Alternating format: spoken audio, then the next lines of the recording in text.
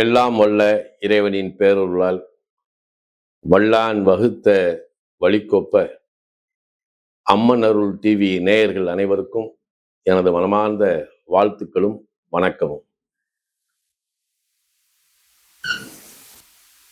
இயற்கையாக மனித வாழ்க்கை என்பது மேடு பள்ளத்தோடு இணைந்ததுதான்.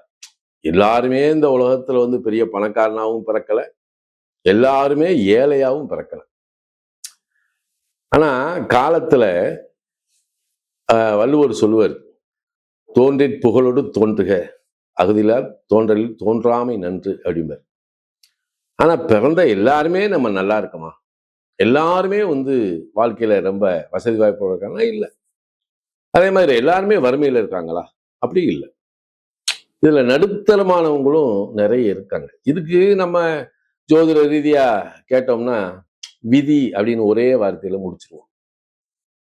அப்ப அந்த விதி அப்படின்ற அந்த ஒரு சொல்லுக்குள்ள மனிதன் பிறப்பிலிருந்து இறப்பு வரை இருக்கக்கூடிய அனைத்து நிலைகளும் உள்ளடக்கியது தான் விதி. பட் இந்த விதிக்குள்ள என்ன இருக்கு? அவன் பிறந்துடுறான், அவன் பாலகனா இருக்கிறான், தாய் தந்தையருக்கு ஒரு செல்ல பிள்ளையா இருக்கான், அப்புறம் அவன் படிக்கிறான், படிச்சு ஒரு நல்ல வேலைக்கு போறான், அதுக்கடுத்து ஒரு திருமணத்தை பண்றான், அவனுக்கு குழந்தைகள் பிறக்குது, அந்த குழந்தைகளுடைய நலனுக்காக அதிகமா பாடுபடுறான், அப்புறம் குழந்தைகளை ஆளாக்கி அதை கரை சேர்க்கணுமே அப்படின்னு சொல்லி இந்த மாதிரி தான் மனித வாழ்க்கை போய்கிட்டு இருக்கு. இதுல அவனுக்கு ஒரு கர்மாவை இறைவன் ஒதுக்கி கொடுத்துறான். இந்த கர்மா இதுதான் உனக்கு. அப்ப பிரபஞ்சத்துல இந்த விதியின் சூட்சுமத்துல கர்மாவை தீர்மானிப்பது யார் அப்படின்னா அது சாட்சாத் சனி பகவான் தான். இந்த சனி பகவான் தான் ஒவ்வொரு ஜீவாத்மாவுக்கும், அதாவது இந்த பூமியில் பிறக்கக்கூடிய ஒவ்வொரு ஜீவனுக்கும் கர்ம மேன்மையும் கர்மாவையும் தீர்மானிக்கிறது சனி பகவான் தான். அப்ப இந்த சனி பகவான் சொல்லக்கூடிய ஒரு விஷயம் என்ன அப்படின்னா, இது காலபுருஷனுடைய பத்துக்குடையவர் சனிதான். அவர் என்ன செய்யறாரு? அவர் தான் அந்த கர்மா, அதாவது ஒரு ஆன்மாவுக்கு கர்மாவை தீர்மானிக்கிறார். லாபாதிபதியும் அவர் தான். அப்ப அந்த கர்மாவின் மூலமாக கிடைக்கக்கூடிய லாப மேன்மை என்ன, உனக்கு எவ்வளவு கிடைக்கணும் அப்படின்றதையும் தீர்மானிக்கிறதும் சனி பகவான் தான்.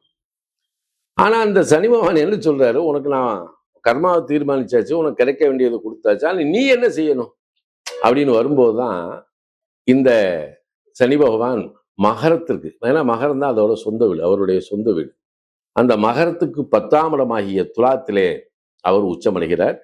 11ஆம் இடமாகிய கும்பத்திற்கு அந்த துலாம் என்பது பாக்கியஸ்தானம் 9ஆம் இடமா மாறுது. அப்படியே என்ன அப்படின்னா கர்ம தர்மாதிபதி அப்படின்றவர் தான் சனி பகவான். அப்ப கர்மாவுக்கு மூலம் கிடைக்கக்கூடியது தர்மத்தால் நிலைநிறுத்து அப்படின்ற ஒரு தனித்துவத்தை போதிக்கக்கூடிய அந்த சனி பகவான், இவர் தான் இயற்கை. சரி, சனி பகவானுடைய நட்சத்திரங்கள் எது எது? பூச, மனுஷம், உத்திரட்டாதி. இந்த 3 நட்சத்திரங்கள் தான் பொதுவா எடுத்துக்கிட்டா ஒரு அற்புத சக்தி வாய்ந்த மகிமை வாய்ந்த உன்னதமான நட்சத்திரம் அப்படின்றது இந்த 3 நட்சத்திரம். அதுலயும் நம்ம இந்த 3 நட்சத்திரத்திலையும் பிரதானமான நட்சத்திரம் அப்படின்றத சொல்றதா இருந்தா பூச நட்சத்திரம். இந்த பூச நட்சத்திரம்ன்றது ஒரு அற்புதமான நட்சத்திரம். இப்ப இந்த நட்சத்திரத்தினுடைய அதிபதி யாருன்னா சனி பகவான், அதி தேவதை யாருன்னா பிரகஸ்பதி.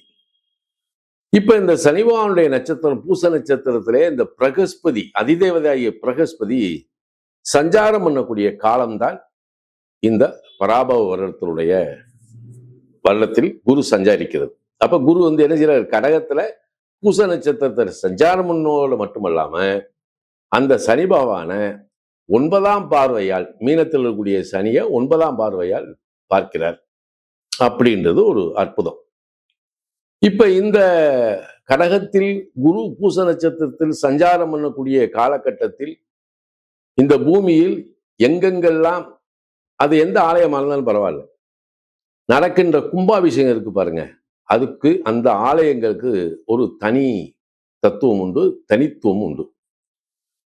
இப்ப நம்ம ஒவ்வொருத்தருமே இந்த ஆலயங்களை தேடி போய் வணங்கணும் அப்படின்ற ஒரு விஷயம் இருந்தா கூட இந்த வருடம் இந்த குரு கடகத்தில் பூச நட்சத்திரத்தில் சஞ்சாரம் பண்ணக்கூடிய காலகட்டம். ஏன்னா கடகம் என்பது ஓடுகின்ற நதியை குறிப்பது.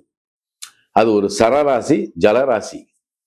காலபுருஷ தத்துவத்தினுடைய சுகஸ்தானம் அப்படின்னு சொல்லக்கூடியது. குரு உச்சமடையக்கூடிய வீடு அதுதான். அப்ப இந்த உலகத்தில் பொருளாதார ரீதியாக உயர்ந்த மனிதர்களை அடையாளம் காட்டுகின்ற வீடு எதுனா இதுதான். அப்ப சாமானிய மக்களாகிய நம்ம சராசரியா இருக்கக்கூடிய வாழ்க்கையில் இருக்கக்கூடிய சிரமங்களை எல்லாம் போக்கிக்கிடணும் அப்படின்ற ஒரு எண்ணம் நமக்கு இருக்கும். இன்னைக்கு பலருடைய வாழ்க்கை எப்படி போகுது, விடிஞ்சதுல இருந்து அடைஞ்சது வரைக்கும் நம்ம எதுல போறோம் அப்படின்னா பொருளாதாரத்தை நோக்கித்தான் போறோம். அப்ப இந்த பொருளாதாரத்தை நோக்கி போகும்போது தன்னுடைய உடல்நிலையோ மனநிலையோ காலநிலையோ ஒரு பயிலும் கருதுறதில்லை. நமக்கு தேவை காசு அப்படின்னு தான் போய்கிட்டு இருக்காங்க பல பேர். இப்ப சமீபத்தில் கூட ஒரு அபிப்பிராயத்தை வெளியிட்டு இருந்தாங்க. இவன் காசுன்னு தேடி போறான், காசை சம்பாதிச்சதுக்கு பின்னாடி ஆரோக்கியத்தை தேடி இந்த காசை செலவழிக்கிறான் அப்படின்ற ஒரு விஷயமும் பரவலா இருக்கத்தான் செய்யுது. அப்ப இப்ப நம்ம தமிழ்நாட்டுக்குள்ள இருக்கக்கூடிய புனிதமான இடங்கள் அப்படின்னு எடுத்துக்கிட்டோம்னா, இந்த குரு கடகத்தில் சஞ்சாரம் பண்ணக்கூடிய காலகட்டத்துல நாம வழிபட வேண்டிய கோயில் அப்படின்னு சில இதுகள் இருக்கு. அப்ப நம்ம எங்க இருக்கிறோமோ அதுக்கு பக்கத்துல நதி இருந்துச்சுன்னா அந்த நதிக்கரையில் இருக்கக்கூடிய சிவாலய வழிபாடோ அல்லது நதிக்கரையில் இருக்கக்கூடிய மகான்களுடைய ஜீவ சமாதி வழிபாடோ யார் பண்ணாலும் சரி அவர்களுக்கு ஒரு உன்னதமான நிலை இந்த பராபவரிடத்தில் உண்டு. அது எந்த காலத்திலையும். ஏன்னா இப்ப மகான்களையெல்லாம் நம்ம போய் ஒரு வியாழக்கிழமை நதிக்கரையில் இருக்கக்கூடிய ஒரு மகானுடைய ஜீவசமாதிக்கு போறோம் வழிபடுறோம் அப்படின்னா அது உன்னத பலம். அதாவது வாழ்க்கையில இதுக்கு மேல நமக்கு கிடைக்கக்கூடியதெல்லாம் ஒரு காலகட்டத்துக்கு பின்னாடி நிற்கக்கூடிய அளவுக்கு ஒரு மகிமையை தரக்கூடிய ஒரு அற்புதமான ஆண்டுதான் இந்த காலகட்டம். சரி, இப்படி இத போய் பண்ணணும்னா இப்ப நம்ம கொடுமுடி இருக்கு. கொடுமுடியில பாத்தீங்கன்னா அந்த காவேரி அப்படியே வடக்கிருந்து தெற்க ஓடும். அந்த இடம் அப்படியே ஒரு திரும்பும். அப்ப அந்த நதியில குளிச்சுட்டு அங்க உள்ள மகுடேஸ்வரர் புனிதமான ஒரு அற்புதமான கோயில். ஆனா அங்க இருக்கக்கூடிய சூழல், அந்த சுத்தி இருக்கிற அந்த பரிகார ஸ்தலங்கள்னு அங்க வச்சிருக்காங்க. அதெல்லாம் நம்ம பார்க்க தேவையில்லை. நம்ம நதியில குளிச்சோமா, மகுடேஸ்வரரை கும்பிட்டு வடிவுடை நாயகி இருக்கா அம்பாள். அப்படியே அதாவது ஒரு தாயினுடைய அம்சம். அது நீங்க உள்ள போனாலே அம்பாளை பார்த்தோன்னே தெரியும். அதை நல்லா அம்பாளையை வழிபட்டுட்டு அதுக்கு பின்னாடி வன்னிமரம். இந்த வன்னிமரத்தை நம்ம என்ன செய்யணும்னா 19 தடவை சுத்திட்டு அந்த வன்னிமரத்தை மட்டும் சுத்திட்டு ஓடியாந்துடக்கூடாது.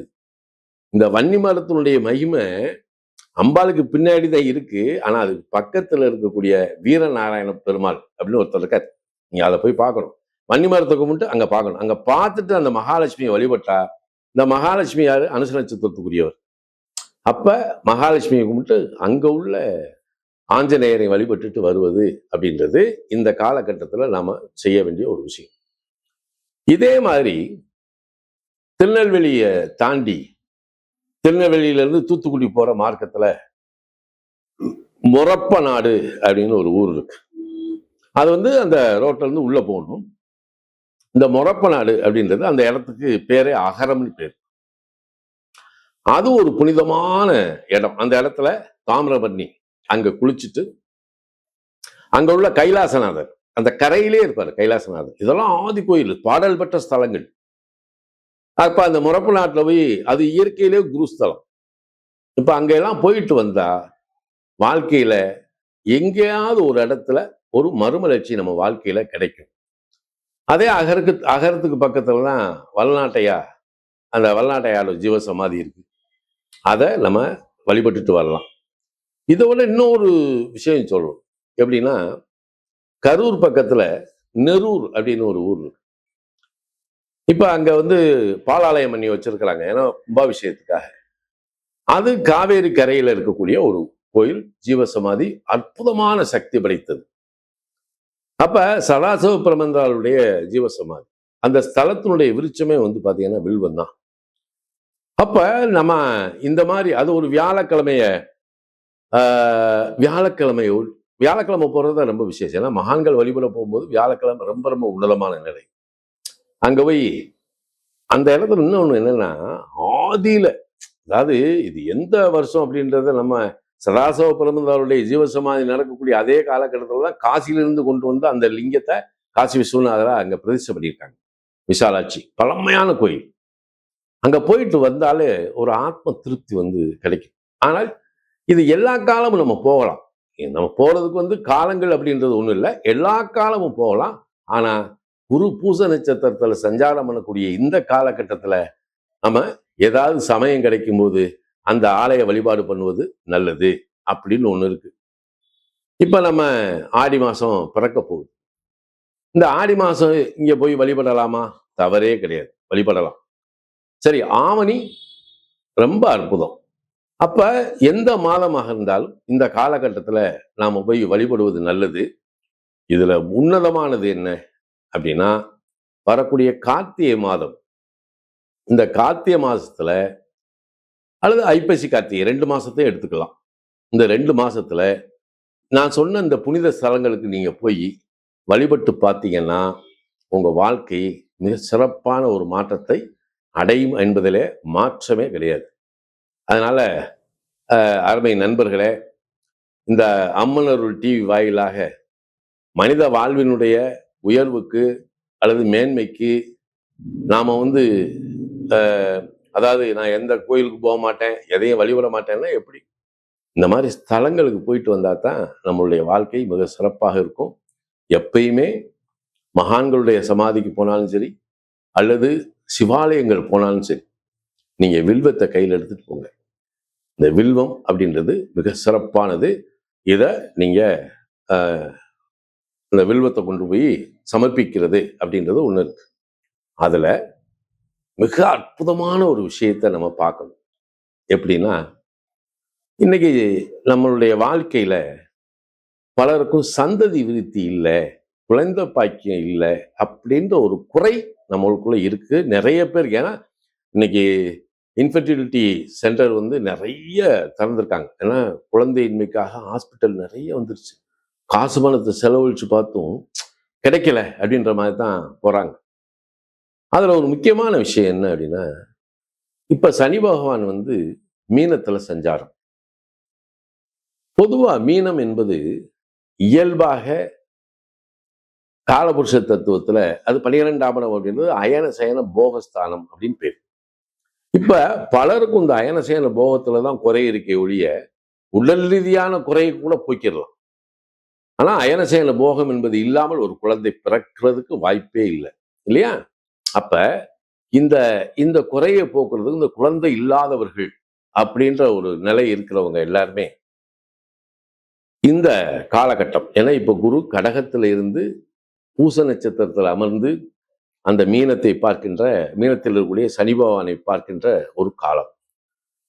இதுல நம்ம என்ன பண்ணலாம் அப்படின்னா, இப்ப கேஷுவலா இப்ப இதே ஆடி மாசம் உத்திரட்டாதி எடுத்துக்கலாம். அதே மாதிரி ஐப்பசி உத்திரட்டாதி எடுத்துக்கலாம், கார்த்திகை மாசம் உத்திரட்டாதி எடுத்துக்கலாம், தை உத்திரட்டாதி எடுத்துக்கலாம், பங்குனி மாசம் வரக்கூடிய உத்திரட்டாதி. அப்ப ஒவ்வொரு மாசமும் வரக்கூடிய உத்திரட்டாதி நட்சத்திரம் உங்க சௌரியத்துக்கு அது எந்த மாசம்னு எடுத்துக்கங்க. அப்ப அந்த உத்திரட்டாதி அன்னைக்கு என்ன செய்யணும், கும்பகோணம் பக்கத்துல பட்டீஸ்வரம் அப்படின்னு ஒரு ஊர். இப்ப அந்த கோயிலுக்கு எப்ப போகணும் அப்படின்னா, உத்திரட்டாதி நட்சத்திரத்துல போகலாம். அப்படி இல்லைன்னா வியாழன் அல்லது வெள்ளி, இந்த 2 நாளை நம்ம செலக்ட் பண்ணிக்கலாம். இப்ப வெள்ளிக்கிழமை அப்படின்னா சாயங்காலம் 6 மணிக்கு அங்க இருக்கணும். துர்க்கைக்கு அபிஷேகம் நடக்கும், கண்கொள்ளா காட்சியா இருக்கும். அதை நல்லா பார்த்து துர்க்கைக்கு ஒரு செவ்வல்லி மாலையை போட்டு அம்பாள்கிட்ட ஒரு அர்ச்சனையை பண்ணிட்டு, ஆபீஸ் ரூம்ல வந்து காலபைரவருக்கு அபிஷேகம்னு சொன்னீங்கன்னா ஒரு ரசீது போட்டு கொடுப்பாங்க. அதுக்கப்புறம் உள்ள போனீங்கன்னா அது தேனுபுரீஸ்வரருடைய கோயில், காமதேனுபுரீஸ்வரர் அப்படின்னு பேர். அம்பாளுடைய பேர் ஞானாம்பாள். அப்ப அந்த உத்திரட்டாதி நட்சத்திரத்தினுடைய அதிபதி யாருன்னா காமதேனு. அப்ப அந்த காமதேனுபுரீஸ்வரர் வணங்கி அம்பாளை வணங்கிட்டு அங்க உள்ள பைரவருக்கு நீங்க அபிஷேகம் பண்ணணும். அந்த ஆபீஸ் ரூம்ல சொன்னீங்கன்னா ரிசிப்ட் போட்டு கொடுத்துருவாங்க. அந்த பைரவருக்கு அபிஷேகம் பண்ணிட்டு வந்தீங்கன்னா இந்த புத்திர பாக்கியத்துக்குன்னு மட்டும் இல்லை, சகல விதமான குற்றங்களையும் நம்மளுடைய அதாவது வம்சத்துல எங்கெங்க என்னென்ன குறைகள் நடந்தாலும் சரி, அல்லது நம்ம வீட்டுல வந்து இந்த பசு இறந்திருந்தாலும் சரி, இந்த மாதிரி உயிரினங்கள் அதெல்லாம் போக்கி உங்களுக்கு கை மேல பலன் கிடைக்கக்கூடிய வாய்ப்பு இந்த ஸ்தலத்துக்கு உண்டு. ஆகையால் இந்த பராபவ வருடத்தில் குரு பகவான் கடகத்தில் சஞ்சாரம் பண்ணக்கூடிய இந்த காலகட்டத்தில் இந்த நாம சொன்ன வழிபாடெல்லாம் பண்ணீங்கன்னா உங்க வாழ்க்கை மிக சிறப்பாக இருக்கும், மேன்மையாக இருக்கும். எல்லோருக்கும் இறைவன் நல்ல அருளும் பொருளும் நல்க வேண்டுமாய் வேண்டி மகிழ்கின்றேன். ஆனந்தம் ஆனந்தம்.